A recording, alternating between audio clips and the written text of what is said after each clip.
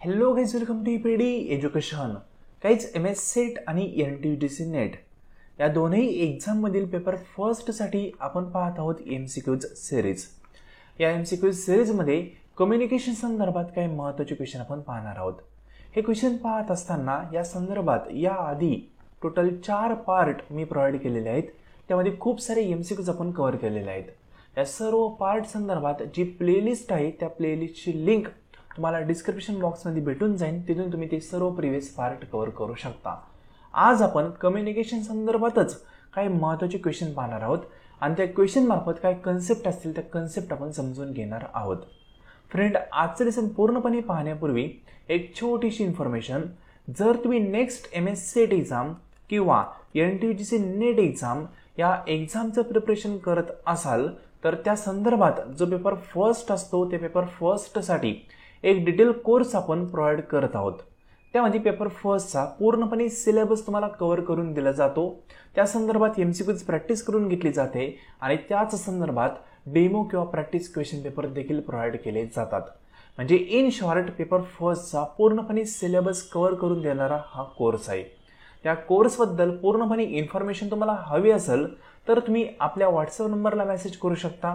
WhatsApp number आहे 9011 36 20 82. हाच WhatsApp number description बॉक्समध्ये पण दिलेला आहे. यावर मेसेज करून तुम्ही कोर्स संदर्भात पूर्णपणे माहिती पाहू शकता. त्यानंतर योग्य वाटलं तर कोर्स जॉईन करू शकता. 100 पैकी 90 किंवा 92 मार्क देखील पेपर फर्स्टमध्ये विद्यार्थ्यांना भेटलेले आहेत. कोर्स मार्फत तुम्हाला देखील मिळू शकतील.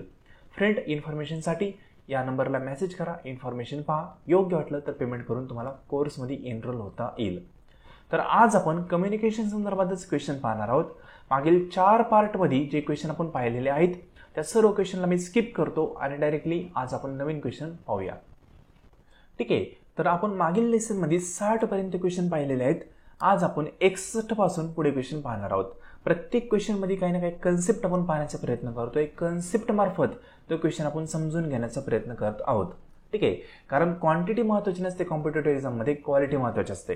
जे केलंय त्यातून जर एक्झामला क्वेश्चन आला तर तो क्वेश्चन आपल्याला सोडवताच आला पाहिजे. या अनुषंगाने तो पर्टिक्युलर पॉईंट आपल्याला पाहायचा असतो. अनेक विद्यार्थी 1000, 2000, 7000, 10000 इतके क्वेश्चन सोडवतात, पण टार्गेट बेसिसवर. त्या ठिकाणी कन्सेप्ट ते क्लिअर करत नाही. लक्षात घ्या, कॉम्पिटेटिव्ह एक्झाम ज्यावेळेस आपण प्रिपेअर होत असतो त्यावेळेस कुठं ना कुठं आपल्याला कन्सेप्टवर फोकस करावा लागतो. कारण कन्सेप्टवर जर क्वेश्चन आला तर तो आपल्याला सोडवता आलाच पाहिजे. अनेक विद्यार्थ्यांचं असंही होतं, अभ्यास करून जातात पण एक्झामला त्यांना काही आठवत नाही. त्याचं रिझन असतं प्रॅक्टिस. ठीक आहे, म्हणून या ठिकाणी प्रॅक्टिससाठी हे क्वेश्चन आपण पाहत आहोत. या ठिकाणी काय म्हणले ते समजून घ्या. 61 नंबरचा क्वेश्चन आहे. A message can only be deemed to be effective when.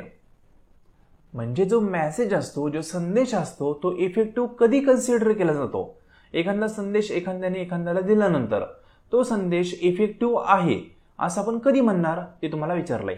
तर ऑप्शन फर्स्ट आहे good communication skill are use. म्हणजे त्याचं कम्युनिकेशन स्किल हे खूप चांगलं असेल तर त्या ठिकाणी तो मेसेज चांगला आहे, इफेक्टिव्ह आहे असं कन्सिडर करणार आहे का?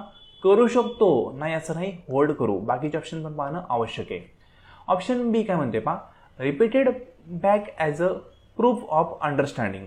म्हणजे त्या ठिकाणी तुम्ही जो संदेश व्यक्तींना दिलेला आहे तो व्यक्तींना संदेश कळाला आहे हे तुम्ही पुन्हा रिवाइज करून जाणून घेण्याचा प्रयत्न केला तर तो मेसेज इफेक्टिव्ह होईल का? होऊ शकतो, का नाही, होल्ड करूया. आता या ठिकाणी लक्षात घ्या, सेट नेटमध्ये असे भरपूर क्वेश्चन तुम्हाला दिसतील की त्या ठिकाणी 4ही ऑप्शन करेक्ट असतात. पण त्यातल्या त्यात आपल्याला काय करावं लागतं, जो मोस्ट सुटेबल ऑप्शन आहे तो चॉईस करावा लागतो. या ठिकाणी पण आपल्याला तेच करायचं आहे.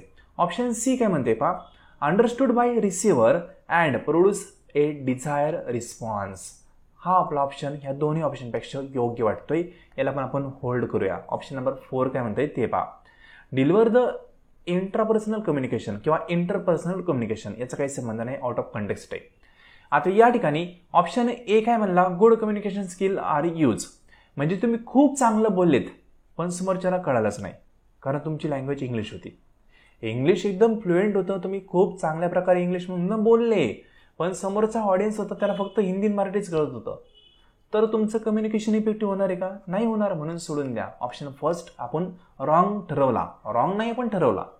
ऑप्शन बी काय म्हणते पहा, repeated back as a proof of understanding, म्हणजे तुमच्या ऑडियन्सला कळलंय हे तुम्हीच त्या ठिकाणी ॲज अ प्रूफ म्हणून मानून घेतलं, हे पण ॲप्रोप्रिएट नाही. ॲक्च्युली वाक्य थोडंसं आपण म्हणू शकतो क्लिअर नाही आहे, म्हणून याला पण आपण होल्ड केलं, सोडून देऊया.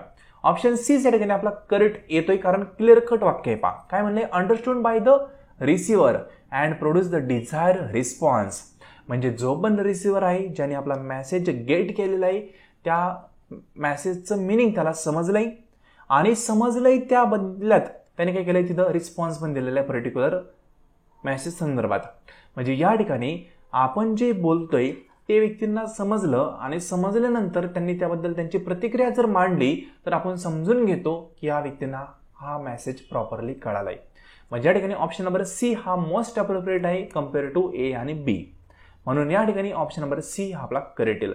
बेसिक क्वेश्चन आहे, अवघडचं काहीच नाहीये. प्रॉपरली जर क्वेश्चन वाचला आणि सोडवला तर 100% सुटतो. सेट एक्झामला प्रिव्हियस इयरमध्ये येऊन गेलेला क्वेश्चन आहे. लक्षात घ्या, जो आपल्याला अपेक्षित फीडबॅक होता तोच या ठिकाणी आपल्याला भेटलाय, डिझायर म्हणलाय, म्हणजे अपेक्षित फीडबॅक.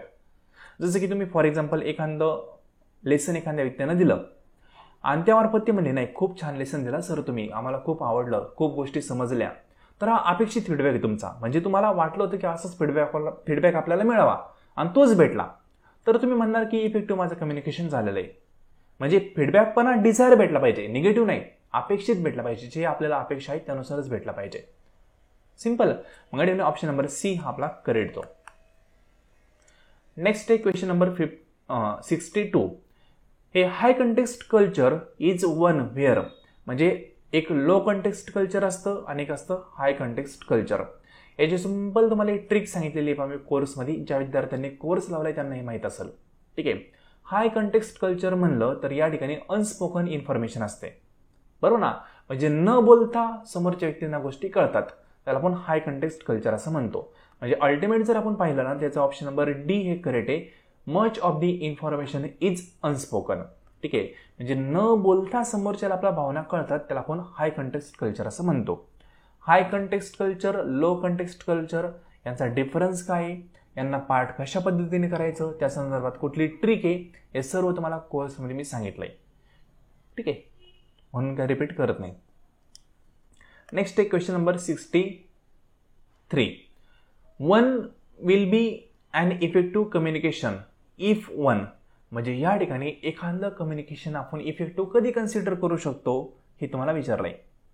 तर या ठिकाणी ऑप्शन नंबर फर्स्ट काय म्हणते पहा, इज ए ह्युमरस स्पीकर, म्हणजे तो विनोदी असेल. विनोदी असल्यावर काही इफेक्टिव्ह कम्युनिकेशन होतच असं आहे का, नाहीये, सोडून द्या, हे येणार नाहीये.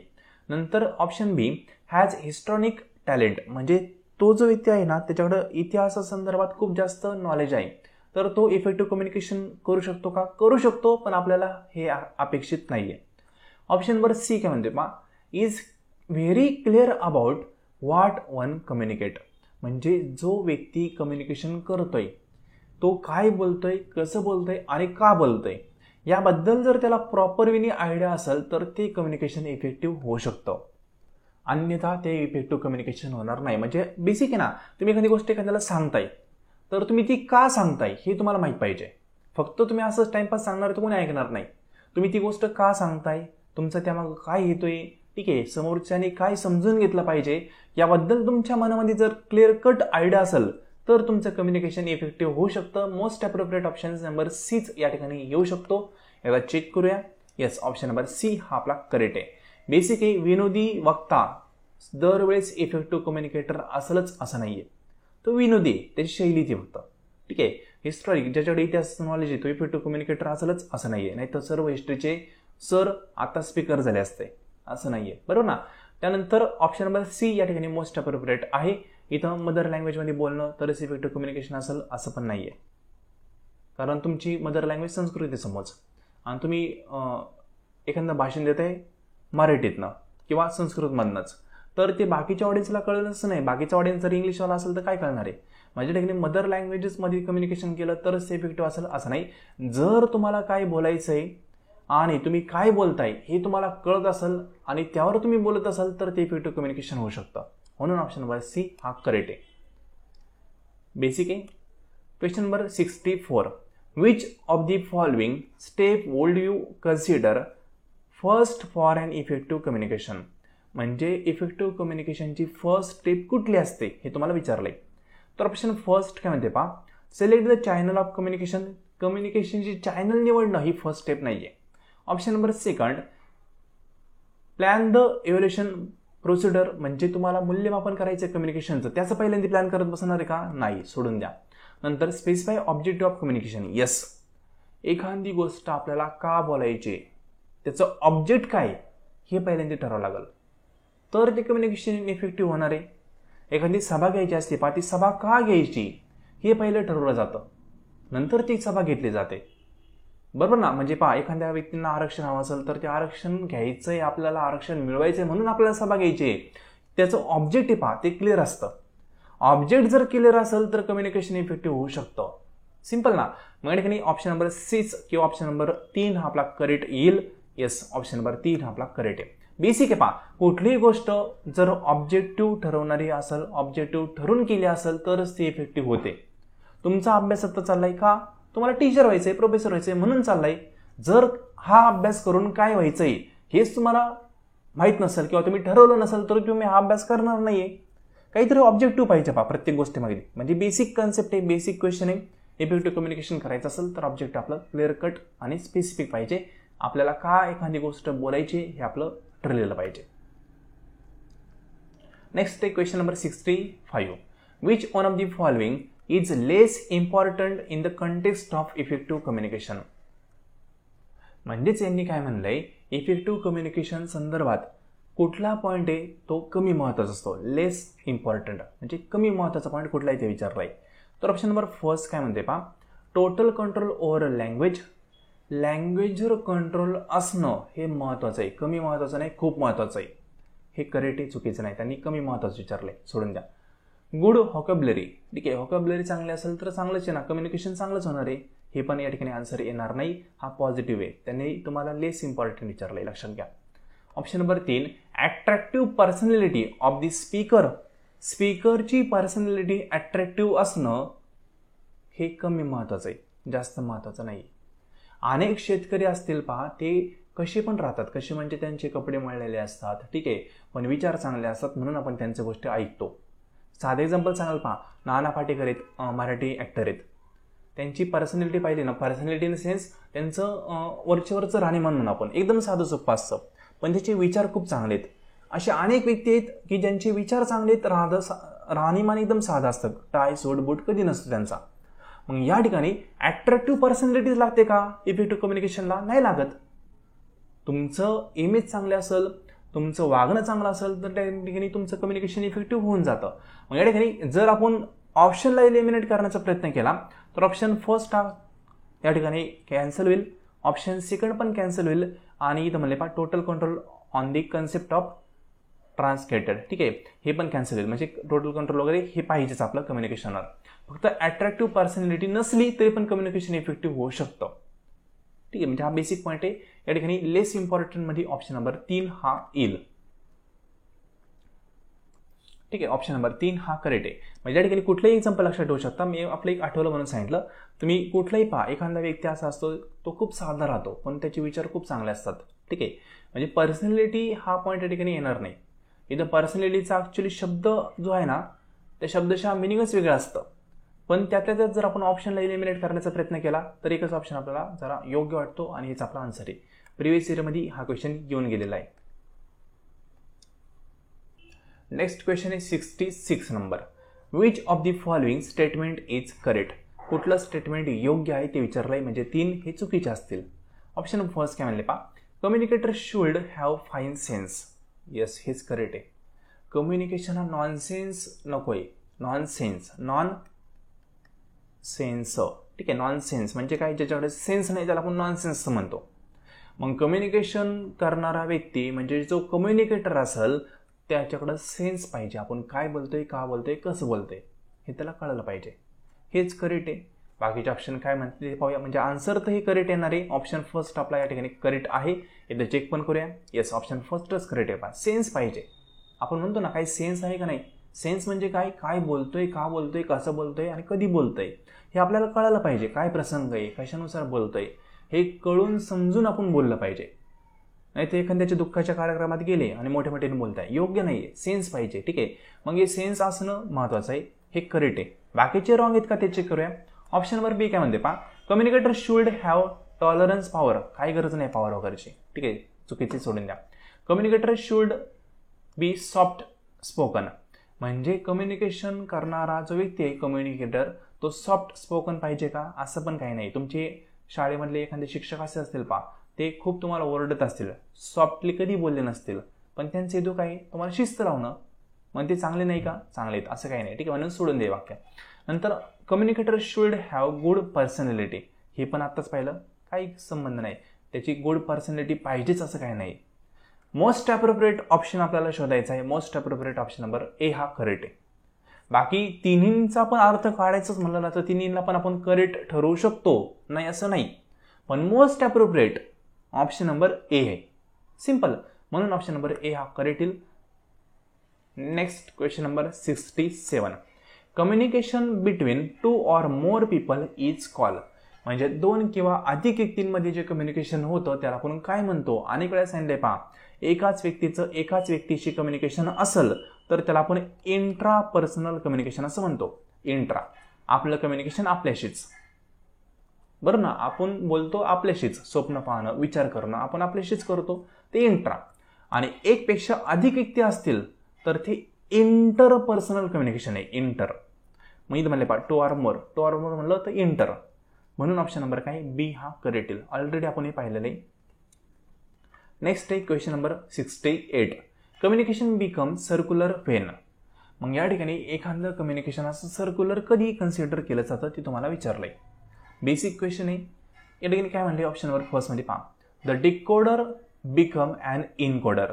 हेच करेक्ट आहे. हा डिकोडर आहे, हा इनकोडर आहे. ज्या वेळेस इकडून एखादा मेसेज फॉर एक्झाम्पल इकडे जातो आणि इकडून एखादा फीडबॅक इकडे येतो तर याने काय मेसेज पाठवलाय त्याला डिकोड हा करतो, बरोबर ना. नंतर याचा फीडबॅक आहे पहा, तो पण लॉक लावून याला पाठवतो. म्हणजे जो ऍक्च्युअली सेंडर होता तो पण फीडबॅक काय करतो, डिकोडिंग करतो. म्हणजे एक वेळेस मेसेज याला पाठवताना हा इनकोडिंग करून याला डिकोडिंग करायला सांगतो. हा सेंडर काय करतो, मेसेजला इनकोड करतो आणि रिसिव्हर काय करतो, मेसेजला डिकोड करतो. इथपर्यंत ठीक, ही वन स्टेप. ज्यावेळेस रिसिव्हरचा फीडबॅक येतो कोणाला, सेंडरला, म्हणजे रिसिव्हरचा फीडबॅक इकडे येणार आहे सेंडरला या, बरं ना. मग रिसिव्हर काय करणार, त्याचा जो फीडबॅक असेल त्याला इनकोड करणार. आणि आता कोणाची बारी आहे डिकोड करण्याची, आता सेंडरची बारी आहे डिकोड करण्याची. म्हणजे ज्यावेळेस इथं पहा, इथं म्हणतो थोडंसं, सेंडर इनकोडिंग, नंतर रिसिव्हर डिकोडिंग. ज्यावेळेस सेंडर रिसिव्हरला मेसेज पाठवतो आणि रिसिव्हरकडून फीडबॅक इकडे येतो त्यावेळेस या दोघांची पोझिशन चेंज झालेली असते. पहिल्यांदी हा इनकोडिंग करणार होता, हा डिकोडिंग करणार होता, पण फीडबॅकच्या वेळेस हा डिकोडिंग झालेला असतो आणि हा इनकोडिंगवाला असतो. फीडबॅक देताना उलट होतं ना. मग हे सर्क्युलर झालं पहा. म्हणजेच ऑप्शन नंबर काय, ही हा करेक्ट आहे. बेसिक आहे. बाकी फीडबॅक ॲब्सेंट, क्रेडिबल, ठीक आहे, क्लिअर, काही संबंध नाही, हे महत्त्वाचं आहे. त्यानंतर question number 69. Another term use for interpersonal communication is.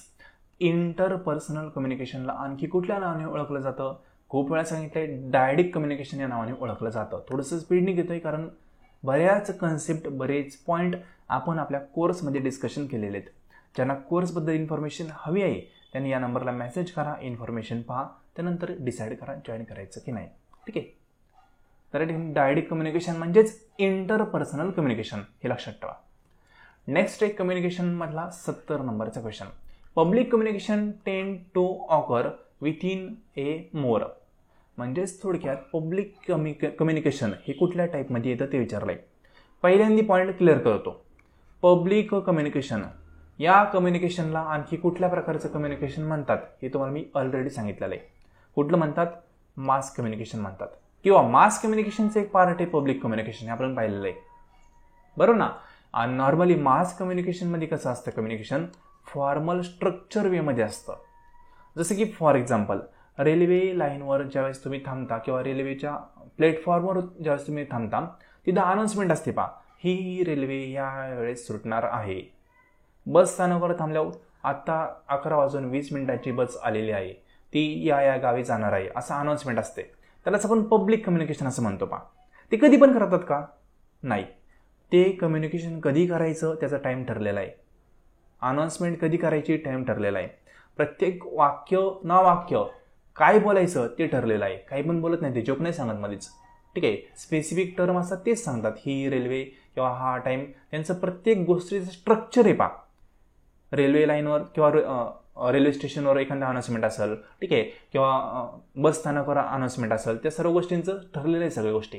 त्याला आपण पब्लिक कम्युनिकेशन म्हणतो आणि ते मासमध्ये पण येतं, कारण एक संदेश हा अनेक लोकांना जाणार असतो. म्हणून आपण त्याला काय म्हणतो, फॉर्मल स्ट्रक्चर. कारण काय बोलायचं आणि कधी बोलायचं आणि कसं बोलायचं हे सर्व गोष्टी ठरलेल्या आहेत, त्याला आपण फॉर्मल असं म्हणतो. म्हणून या ठिकाणी ऑप्शन नंबर डी आपला करेक्ट येईल, फॉर्मल स्ट्रक्चर. आणखी एक एक्झाम्पल सांगाल, रोडवर जो सिग्नल आहे बरोबर ना, तुम्ही जाता येता सिग्नल लागतो, रेड सिग्नल लागला तर 60 सेकंद असतो, असं काहीतरी टाईम असतो पा त्याचा. रोडनुसार सिग्नलचा कालावधी चेंज होतो. मग या ठिकाणी हे पण कम्युनिकेशन एक प्रकारचं पब्लिकसाठीच. सिग्नल लागला का तुम्ही थांबता, सिग्नल ग्रीन झाला का जाता, बरोबर ना. मग या ठिकाणी टाईम त्याचं ठरलेलं आहे पा, असं कधी पण लागत नाही, तो टाईम ठरला आहे 5 मिनिटांनी 2 मिनिटांनी असं काहीतरी ठरलेलं आहे. म्हणजेच काय, फॉर्मल स्ट्रक्चर आहे त्याला, नियम रूल रेग्युलेशन त्या ठिकाणी ॲप्लिकेबल आहेत, त्याला आपण फॉर्मल असं म्हणतो. मग पब्लिक कम्युनिकेशन फॉर्मॅलिटीमध्ये येऊन जातं, कन्व्हिनियंटमध्ये येणार नाही, पॉलिटिकलमध्ये येणार नाही, कॉम्प्लेक्स तर नाहीच नाही.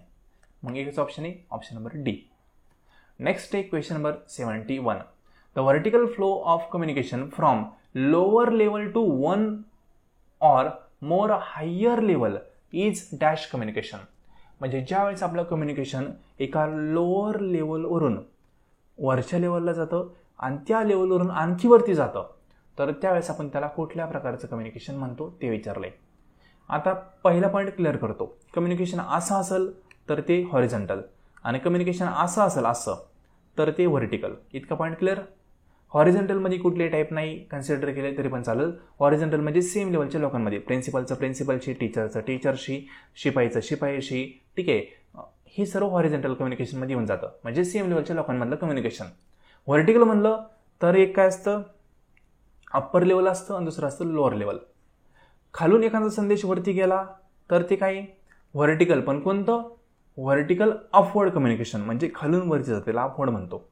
वरतून जर एखादा मेसेज खाली येत असेल तर व्हर्टिकलच, पण कोणतं डाऊनवर्ड, कारण याला व्हर्टिकल म्हणतात. अशी जी रेषा असं कम्युनिकेशन त्याला व्हर्टिकल म्हणतात. व्हर्टिकल म्हणजे लक्षात घ्या, जर वरतून म्हणजे फॉर एक्झाम्पल हा एक मॅनेजर आहे, त्या मॅनेजरने वर्करला सांगितलं आज हे काम करून घे. कम्युनिकेशन झालंय कुठून, वरच्या लेवलपासून खाली लेवलला झालं ना, आज हे काम करून घे. कोण सांगितलं, मॅनेजरनी, कोणाला, वर्करला. म्हणजे खाली आलं कम्युनिकेशन. खाली आलं ना तर व्हर्टिकलच येते, कारण व्हर्टिकलमध्येच चाललंय. पण व्हर्टिकल म्हणलं डाऊनवर्ड आहे. आणि जर अशी केस झाली वरती, म्हणजे वर्करने सांगितलं मॅनेजरला जा मी नाही करणार काम, वर्करने कोणाला सांगितलं, मॅनेजरला, मी काम करणार नाही, रिप्लाय केलाय ना, म्हणजेच खालून वरती कम्युनिकेशन गेलंय. व्हर्टिकलच आहे पा, लेवल तीच आहे, पण या ठिकाणी कम्युनिकेशन बदललंय. व्हर्टिकल मधलं कोणतं झालं ते अपवर्ड कम्युनिकेशन, कारण खालून वरती गेलंय. बेसिक पा, लोअर लेवलपासून जर आपण हायर लेवलला गेलो, म्हणजेच काय खालून जर वरती गेलो तर कोणते येते, व्हर्टिकल आणि अपवर्ड आहे. म्हणजे ऑप्शन नंबर काय 4 आपला करेक्ट आहे. बेसिक क्वेश्चन आहे, आवडचं काहीच नाही आहे. ठीक आहे, ऑप्शन नंबर 4 करेक्ट. नेक्स्ट आहे question number 72. In the communication process when the sender and receiver interchange their role in respect of sending and receiving the message, it is called. म्हणजे आता basic question आहे पहा, आत्ताच आपण एक question पाहिला ना, सेम तोच क्वेश्चन फक्त जास्त शब्दांमध्ये मांडलाय. हा क्वेश्चन पाहिला तर मला दाखवतो थोडंसं. हां, इथं म्हणलं तर पहा, व्हेन कम्युनिकेशन बिकम सर्क्युलर, तर कधी सर्क्युलर असतं, sender decoder become an encoder, म्हणजे डिकोडर हा जर इनकोडर झाला तर त्या ठिकाणी आपण काय म्हणतो, त्याला कम्युनिकेशन सर्क्युलर असं म्हणतो. सर्क्युलरलाच आणखी कुठल्या नावाने ओळखलं जातं, ट्रान्झॅक्शनल कम्युनिकेशन, कारण इकडून इकडे एक कम्युनिकेशन येतं आणि इकडून परत रिटर्न जातं. ट्रान्झॅक्शन, देवाणघेवाण म्हणतो ना, म्हणजे मी तुला काहीतरी सांगतो, तू मला परत रिप्लाय दे, देवाणघेवाण. ठीक आहे, मग सर्क्युलर कम्युनिकेशनला आपण ट्रान्झॅक्शनल म्हणतो. आणि ट्रान्झॅक्शनल कम्युनिकेशनमध्ये काय असतं, जो डिकोडर आहे किंवा जो इनकोडर आहे तो कालांतराने डिकोडर होतो. हे तुम्हाला मी सांगितलं होतं पहा. म्हणजे हा जो ऑप्शन आहे पहा, या ऑप्शन पासून तो क्वेश्चन बनलाय. या ऑप्शन मध्ये काय म्हणलंय, डिकोडर बिकम अन इनकोडर, याच ऑप्शन पासून तो क्वेश्चन बनला का नाही तुम्हाला दाखवतो पहा. म्हणजे ऑप्शन नुसारच क्वेश्चन बनतात, हे या ठिकाणी पुन्हा एकदा प्रूफ झालं. तिथं म्हणलंय पहा, प्रोसेस म्हणजे काय, सेंडर कोण झाला, रिसिव्हर. ठीक आहे, म्हणजेच त्यांनी रोल काय केले, चेंज केले. म्हणजे या ठिकाणी फॉर एक्झाम्पल हा सेंडर म्हणून, सेंडर कोण असतो, डिकोडर असतो, सॉरी इनकोडर असतो आणि रिसिव्हर आहे. रिसिव्हर कोण असतो? डिकोडर असतो. मग या ठिकाणी सेंडरने याला मेसेज पाठवला, याने पाहिला डिकोड केला. डिकोड केल्यानंतर त्याला रिप्लाय द्यायचा आहे. मग आता रिप्लाय देणारी कोणाला? इकडे या सेंडरला. मग रिप्लाय देताना हा कोण आहे? हा सेंडर आहे. पा जो रिसिव्हर होता ना आता तो सेंडर झाला कारण तो रिप्लाय देतोय. आणि आता रिसिव्हर कोण आहे? जो पहिला सेंडर होता तो आता रिसिव्हर आहे कारण तो रिप्लाय मिळवतोय. मग या ठिकाणी हा सेंडर इथं आहे म्हणजेच कोण आता ह्यो इनकोडर झाला आणि हा डिकोडर झाला. म्हणजे रोल एकमेकांचे चेंज झाले. पा असं कधी होतं? ज्यावेळेस ट्रान्झॅक्शनल कम्युनिकेशन असतं त्यावेळेस. ट्रान्झॅक्शनलला आपण कुठं ना कुठं सर्क्युलर कम्युनिकेशनमध्ये पण कन्सिडर करतो. त्या ऑप्शनपासून हा क्वेश्चन क्रिएट झाला. पा बेसिक आहे, अवघड असं काही नाही. ऑप्शन नंबर बी हा करेक्ट. नेक्स्ट आहे question number 73. All of the following are barrier to effective communication except. म्हणजे इफेक्टिव्ह कम्युनिकेशनचे खालीलपैकी 3 बॅरियर आहेत, एक नाहीये. कुठला ओळखायचा आहे? Option number first absence of noise. हा कसला बॅरियर? उलट चांगला आहे. नॉईज नाही, आवाज नाही, शांतपणे ऐकता येईल एकमेकांचं. ठीक आहे. ॲब्सेंट ऑफ नॉईज किंवा ॲब्सेन्स ऑफ नॉईज याला बॅरियर म्हणता येत नाही. नॉईज असेल, प्रेझेंट असेल तर बॅरियर आहे. ॲब्सेंट असेल तर चांगलं आहे ना. मग या ठिकाणी एकच ऑप्शन आपला अल्टिमेट आपल्याला भेटला आहे. Option number first technique correct आहे. बाकी ऑप्शन वाचायचीच गरज नाही कारण एकदम बेसिक क्वेश्चन आहे.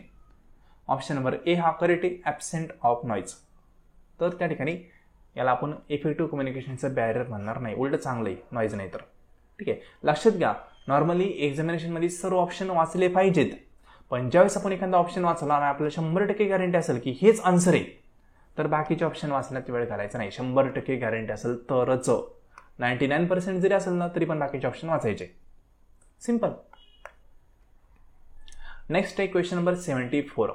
In communication a major barrier to reception of a message is. म्हणजे काय? ज्यावेळेस कम्युनिकेशन केलं जातं त्यावेळेस सर्वात जास्त महत्त्वाचं बॅरियर किंवा सर्वात जास्त मोठं बॅरियर कुठलं असतं कम्युनिकेशनचं ते विचारलंय. म्हणजे फॉर एक्झाम्पल इथं सेंडर आहे, इथं रिसिव्हर आहे. तुम्ही रिसिव्हरला खूप गोष्टी सांगायचा प्रयत्न करतायत. इथं रिसिव्हर अनेक पण शकतात असं कन्सिडर करा. पण जो रिसिपंड आहे, जो मेसेज मिळवणार आहे हा रिसिव्हर, ठीक आहे, त्यामध्ये अशी कुठला गुण असेल तर आपलं कम्युनिकेशन इफेक्टिव्ह होणार नाही ते विचारलंय. त्यांना नॉलेज कमी असेल ना तरी काही फरक पडणार नाही. कमी जास्तने फरक पडत नाही. पडतो नाही असं नाही बरं का. लक्षात घ्या, मोस्ट अप्रोप्रिएट आपल्याला शोधायचं आहे. नॉलेजचा इम्पॅक्ट होत नाही. नंतर ऑडियन्स एज्युकेशन आहे नाही आहे याने पण जास्त काही इम्पॅक्ट होणार नाही. इन्कमचा तर काही संबंध नसतो. इन्कमच्या क्लासनुसार थोडंफार चेंज होऊ शकतं, पर्सनॅलिटी वगैरे, पण त्याचा काही इम्पॅक्ट जास्त होत नाही. पण जो ॲटिट्यूड ही गोष्ट आहे ना, हे चेंज करणं खूप अवघड आहे. ॲटिट्यूड मग तुमचा पॉझिटिव्ह आहे का निगेटिव्ह हे समजून घेणं महत्त्वाचं आहे. जसं की फॉर एक्झाम्पल पहा, एखाद्याचा आपल्याला राग असेल ना तर त्याने कुठलीही गोष्ट सांगून द्या, आपल्याला ते निगेटिव्हच वाटते. म्हणजे फॉर एक्झाम्पल एखादी दरी आहे आणि त्या दरी तुम्ही उडी मारू नको असं तुम्हाला राग आणि ज्या व्यक्तीचा राग आहे ना त्या व्यक्तीने जर सांगितलं तर तुम्ही म्हणता नाही हा मुद्दा म्हणून सांगतोय, काहीतरी मॅटर दिसतोय, बरोबर का. म्हणजे या ठिकाणी सांगायचं झालं तर ॲटिट्यूड आहे ना हा चेंज नाही होत. मग तो पॉझिटिव्ह असो किंवा निगेटिव्ह असो तो सहसा लवकर चेंज होत नाही. मग जर रिसिपंडने ठरवलं की या सेंडरचं आपल्याला ऐकायचंच नाही तर त्या ठिकाणी सर्वात मोठा बॅरियर कम्युनिकेशनमध्ये होऊ शकतो. ठीक आहे. मग ऑप्शन नंबर आपला ए हा करेक्ट येईल. एखाद्याचं नॉलेज कमी जास्त आपण करू शकतो, एज्युकेशन देऊन त्याच्यामध्ये पण ग्रोथ आणू शकतो, इन्कम आपण देऊ शकतो पैसा, पण ॲटिट्यूड ही गोष्ट अशी आहे ती लवकर चेंज करता येत नाही. त्याला खूप वेळ लागतो ॲटिट्यूडला. ठीक आहे. पॉझिटिव्ह निगेटिव्ह कुठला का असा ना पण त्याला वेळ लागतो चेंज करण्याला. सिम्पल आहे. जसं की एखाद्या व्यक्तीचा अंधश्रद्धा मानत असेल ना तर अंधश्रद्धेमधून त्याला नॉर्मल व्यक्ती बनवणं ही खूप कठीण गोष्ट आहे. आपण जर एखादी गोष्ट त्याला समजायला गेलं तर तो म्हणाला नास्तिक आहे, ठीक आहे, याचं काय ऐकायचं नाही. म्हणजे ठिकाणी सांगायचा पॉईंट काय, ॲटिट्यूड जो असेल तो निगेटिव्ह पॉझिटिव्ह तो चेंज करणं पॉसिबल नाही. पॉसिबल म्हणण्यापेक्षा खूप अवघड गोष्ट आहे. हा एक म्हण आहे मराठीतनं, कुत्र्याचं शेपूट वाकडं ते वाकडच, बरं ना. म्हणजे एखाद्याला कितीही गोष्ट सांगा पण त्याने ठरवलं ना ऐकायचं नाही तर नाही ऐकत तो. मग रिसिपंट जो असतो त्याने जर ठरवलं की या व्यक्तीचं आपल्याला ऐकायचंच नाही तर तो सर्वात मोठा बॅरियर आहे. सिंपल ना. म्हणून ऑप्शन नंबर फर्स्ट आपला करेक्ट येईल. त्यानंतर question number 75. A teacher will become an effective communicator if. म्हणजे एखादा टीचर इफेक्टिव्ह कम्युनिकेटर आहे असं आपण कधी कन्सिडर करू, जर त्याने काही केलं तर ते आपल्याला पाहायचं आहे.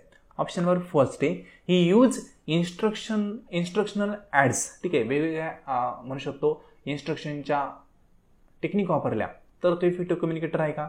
असं काही नाही. होल्ड करा. पहिले टीचर जुने मराठी शाळेतले, काहीच नव्हतं त्यांच्याकडे, फळा पण नव्हता काही नव्हतं, तरी पण त्यांना विद्यार्थी मानतात. बरं ना, हे काही नव्हतं त्यांच्याकडं, तरी पण विद्यार्थी मानतायत. म्हणजे हा तो पॉईंट या ठिकाणी स्किप होतो. Option number B, he help student get meaning out of what he she teach. म्हणजेच काय, तुम्ही जे शिकवलंय, ठीक आहे, ॲज अ टीचर म्हणून तुम्ही जे विद्यार्थ्यांना शिकवलंय ते विद्यार्थ्यांना कळलं या भाषेमध्ये तुम्ही त्यांना सांगितलं किंवा त्यांना कळावं म्हणून तुम्ही काहीतरी प्रॅक्टिस केली तर त्या ठिकाणी तुम्ही इफेक्टिव्ह कम्युनिकेटर होऊ शकता. कारण इफेक्टिव्ह कम्युनिकेशन म्हणजे काय, समोरच्याला आपला संदेश प्रॉपरली समजला पाहिजे आणि तो समजलाय त्या व्यक्तीला हे पण आपल्याला कळलं पाहिजे. त्याला आपण इफेक्टिव्ह कम्युनिकेशन असं म्हणतो. म्हणजे फीडबॅक रूपी आपल्याला कळलं पाहिजे की याला समजलंय भाऊ. या ठिकाणी तुम्ही जे पण शिकवत्या विद्यार्थ्यांना ते शिकवल्यानंतर किंवा शिकवत असताना समोरच्याला ते समजलं किंवा त्याला समजून घेता येईल यासाठी तुम्ही त्याला मदत करता, तर त्या ठिकाणी आपण त्याला इफेक्टिव्ह कम्युनिकेशन झालंय असं म्हणू शकतो किंवा त्या टीचरने इफेक्टिव्ह कम्युनिकेशन दिलंय असं त्याला म्हणू शकतो. सिम्पल आहे ना. एखाद्या तुमचा सर वगैरे असेल किंवा सर असतील, त्यांनी तुम्हाला एखादी गोष्ट सांगितली असेल, तुम्हाला ती समजली नसेल तर त्यांनी तुम्हाला पर्सनली ती गोष्ट सांगितली असेल मग या ठिकाणी त्यांना इफेक्टिव्ह कम्युनिकेटर मानता येऊ शकतं. बाकी ही आज क्वेश्चन बिटवीन टीचिंगमध्ये क्वेश्चन विचारले म्हणजे तुमचं कम्युनिकेशन इफेक्टिव्ह आहे नाही, तुम्ही फक्त मूल्यमापन करताय म्हणून सोडून द्या. He help student get correct answer to the question on the topics. म्हणजे टॉपिक्सचे जे आन्सर आहेत, क्वेश्चन आहेत वेगवेगळ्या टॉपिकचे, त्याचं तुम्ही आन्सर शोधण्यासाठी त्यांना मदत केली तर तुम्ही इफेक्टिव्ह टीचर कम्युनिकेशन करणार आहे नाही, सोडून द्या. एकच ऑप्शन या ठिकाणी मोस्ट अप्रोप्रिएट आहे म्हणजे ऑप्शन नंबर बी. विद्यार्थ्यांना तुम्ही जे शिकवलंय ते विद्यार्थ्यांना समजून घेण्यासाठी तुम्ही त्यांना मदत केली तर त्या ठिकाणी तुम्ही कम्युनिकेशन इफेक्टिव्ह केलं असं आपण कन्सिडर करतो. ठीक आहे. तर आज आपण 75 पर्यंत क्वेश्चन पाहिलेत. आय होप क्वेश्चन कळायला असतील. काही क्वेरी असेल, डाऊट असेल, कमेंट बॉक्समध्ये कमेंट करू शकता. आणि कोर्स संदर्भात इन्फॉर्मेशन हवी असेल तर तुम्ही व्हॉट्सअप नंबरला मेसेज करू शकता. 9011 36 20 82 हा आपला व्हॉट्सअप नंबर आहे. यावर मेसेज केल्यानंतर तुम्हाला इन्फॉर्मेशन शेअर केली जाईल. त्यानंतर योग्य वाटलं तर कोर्स जॉईन करू शकता. जे विद्यार्थी कॉमर्स बॅकग्राऊंडचे आहेत त्यासाठी देखील पूर्णपणे कोर्स अवेलेबल आहे. त्यांनी मेसेज करताना कॉमर्स कोर्स म्हणून मेसेज करा. तुम्हाला कॉमर्सच्या कोर्सबद्दल देखील इन्फॉर्मेशन शेअर केली जाईल. ठीक आहे. सो फ्रेंड, आजचं लेसन तुम्ही संपूर्ण पाहिले त्याबद्दल थँक्यू सो मच.